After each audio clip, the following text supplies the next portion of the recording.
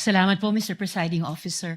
Madam Witness, yung 32 years nyo po na sinabi sa banking industry, yun po ba lahat ay sa land bank lamang? Opo. Okay. And then, sabi nyo po, unusual. Unusual yung withdrawals na ito. Sa 32 years nyo po sa banking industry, sa land bank, nakakita na po ba kayo ng ganyang kalaking amount na withdrawal ever before? First time po. First time. Okay. Sabi nyo nga kanina, unusual yung amount. First time, may ganyang amount na 125 million pesos. Bakit nyo sinabing unusual? Ano yung floor nyo para sabihing unusual yung isang amount? Usually po kasi kaya naging unusual para sa akin kasi cash po siyang kinukuha. Mhm. Sa other, ano naman po is, kumbaga nag-issue po sila ng mga cheque sa, yung disbursement po nila. By checks po, hindi po cash. Okay. So hindi lang yung laki nung halaga na 125 million ang unusual din na yung ganyang unusual amount ay sa cash kinuha at hindi sa mga cheque. Opo. Okay. And yung 125 million, yun ba yung minimum na pag kinuha in cash, sasabihin nyo unusual? Or meron bang lowest amount na kapag kinuha in cash, sasabihin nyo na rin unusual? Pwede naman po naming sabihin na unusual. Let's say kung over, let's say 500,000 na po siya. Over 500,000? Kasi yun po, Kung over 500,000 kinuha in cash, sasabihin nyo unusual. for that particular, let's say po yung kliyente, yung Yes. mga ganun po. Opo. For the particular client. Ito, hindi lang 500,000, 125 million. So, 250 times mas unusual sa minimum amount na sasabihin yung unusual kung kinuha in cash. Depende po rin sa yung kliyente po. Depende sa kliyente. Mm. But kung sino mang kliyente aside, nasabi niyong unusual dahil 125 million na para po sa akin is 250 times yung 500,000 at hindi po in check, kundi in cash po kinuha.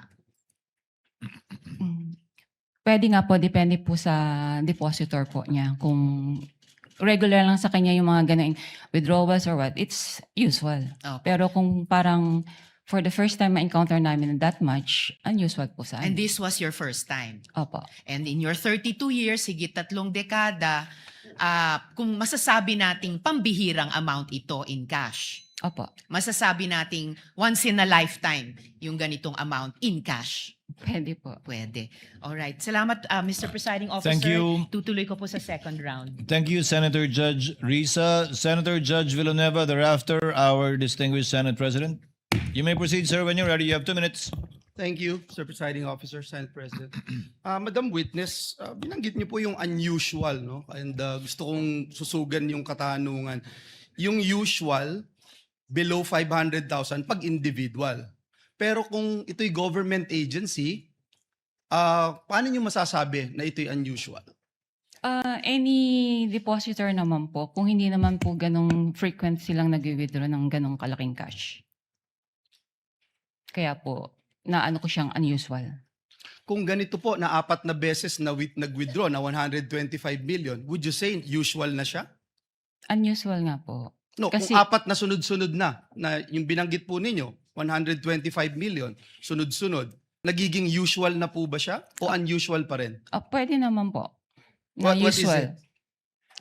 Kung sunod-sunod naman po, magiging ano na po siya. Talagang usual transaction na po yun. So, kung ganun nga po, na 4 na sunod-sunod, usual transaction na siya. Opo. Madam Witness, as I understand, no, yung process, the BM would provide the funding, notice of cash allocation, and then the agency authorizes the disbursement. At kayo, for example, sa inyong bangko, sa land bank, bine-verify nyo lang at you pay the corresponding instruments. Is that correct? Opo. Bine-verify po yung pag-issue ng cheque po, yung mga signatories, payees, like that po. So bago po inilabas ang salapi o yung pera, ano-ano pong dokumento yung aktual na natatanggap po ninyo at inyong masusing sinusuri. Kasi sabi nyo nga ho, I'm sure from the first withdrawal, as you made mention, it's unusual. So ano yung mga talagang sinusuri po ninyo na dokumento bago nyo i-release ito? Supported naman po ito ng advice. So once po nakapasok na po sa system at funded naman po siya, okay na po sa amin yun. So yun lang po yung inyong chinecheck. Opo. And that's it, you release it right away. Yes, sir. And binanggit niyo ho kanina, hindi ito suspicious Para sa ano ko po, hindi po siya suspicious. at lahat po ay legitimate. Yes, sir. One last question that I'd like to ask. With this amount of money that will be withdrawn by the payee, ano yung mga advance arrangements? Kasi hindi, sabi nyo nga, hindi usual, yung biglaan, 125 million. Ano yung mga advance arrangements na inihingi po ninyo o tinatawag po sa inyo bago mailabas po itong salapi na ito? How far in advance was Land Bank informed that these amounts of physical cash would be required for each transaction? Mga a day or two po, ni-inform po kami from the cash division po ng OVP na meron po silang ganong cash requirement. So sa amin naman po, pinoprocess naman po namin yung requirements nila bago po namin sila advise na available na po yung cash. So in sa 24 bank. hours, kaya na po. Pwede naman po. Salamat po. Maraming salamat. Thank you rin po. Thank you, Senator Judge Villanueva. The distinguished Senate President is recognized. You have 2 minutes for your interjection, sir. Thank you, Mr. Presiding Officer. Good morning, Ms. Constantino. Sundan ko lang po yung natanong kanina ni Senator Risa. So in your 32 years in Land Bank, hindi pa ho kayo nakakita ng withdrawal na ganito kalaking amount? 125 million. Tama Opo. po ba? Yes po. Sir. Ano yung pinakamalaking nakita nyo ng withdrawal in cash? Hindi ko na po ma-recall. More or less kung lang. magkano. Mabigyan nyo kami. In cash? In cash. Siguro Yung po pinakamalaking nakita nyo na o na-experience nyo na in your mga 32. 500,000 po. 500,000. And next, ito na, 125 million. Yes, sir. Ang Shaw Boulevard, maraming negosyo dyan. No? So I assume maraming mga private companies dyan. May nakita na ba kayong cash withdrawal from a private company na ganito kalaki in the hundreds of millions?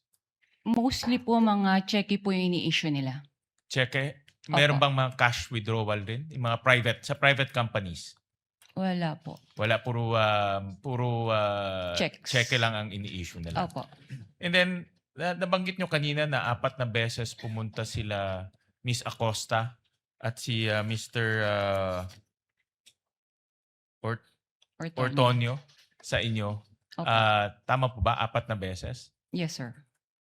Nung nagwi-withdraw sila, meron ba kayong any casual talk kung saan gagamitin itong mga perang ito?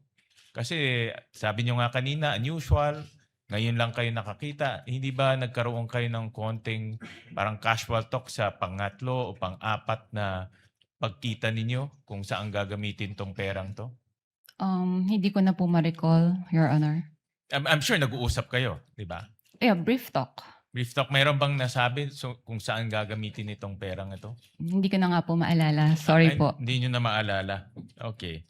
And then, kanina nasa tanong rin ni Senator Bam, typically rini-report to sa AMLAC no? Yung mga ganitong kalaking amount. Na-report nyo na ba? Na-report nyo ito? Hindi yung detalye. Ang tanong lang naman kung na-report yung ganitong kalaking cash withdrawal sa AMLAC. Ang alam ko po, ang Land Bank naman po ay compliant po sila sa when it comes to reporting po. So, nare-report siya.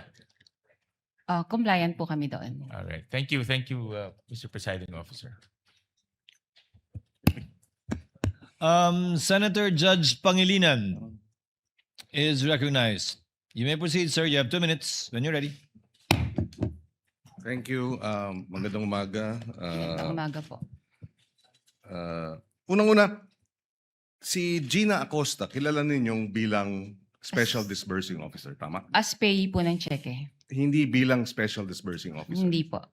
kung siya ang payee, hindi, at sinabi nyo, iba ang tumatawag sa inyo na 2 days in advance. Iba Sin- po.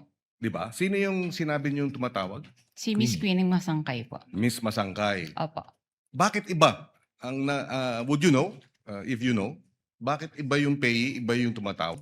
Wala po kang idea kasi it's under the agency po kung sino pong gusto nilang gawing payee po. Pero bakit si Masangkay ay kilala mo? Nagpakilala siya? Did you meet each other? Na-meet ko po siya kasi po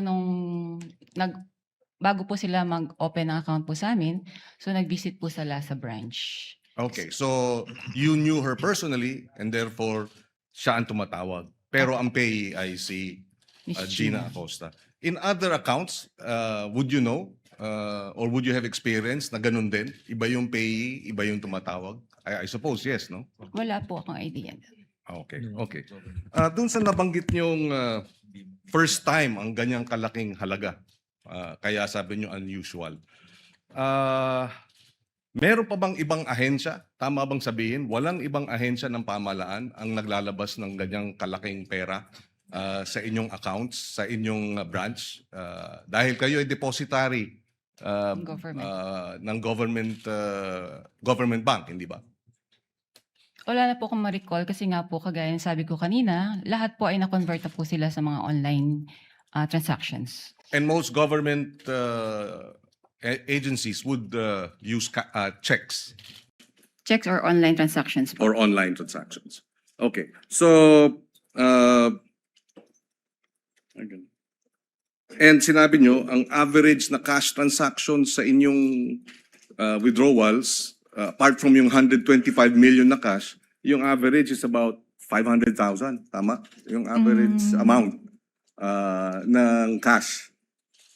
Pwede po or lower than that. Kung cash po. Yes, yes. So, malaki yung agwat, no? Opo. And that's why you say it's unusual. Yes, sir. Okay. I have no other questions, Mr. President, Presiding Officer. Just to manifest that earlier, the witness said that she's bound by the confidentiality rule under the AMLA law. But we take exception to that, but I understand that we will be tackling this matter in another article. We will not concede that you cannot disclose this information, this being the impeachment court. But it being, dahil ito'y itatakal sa ibang articles of incorporation, we will not pursue it at this time. I mean, the articles of impeachment, rather. Is it Article 2? Then we will not insist and we will not push the issue at this time. For the record, Mr. Presiding Officer.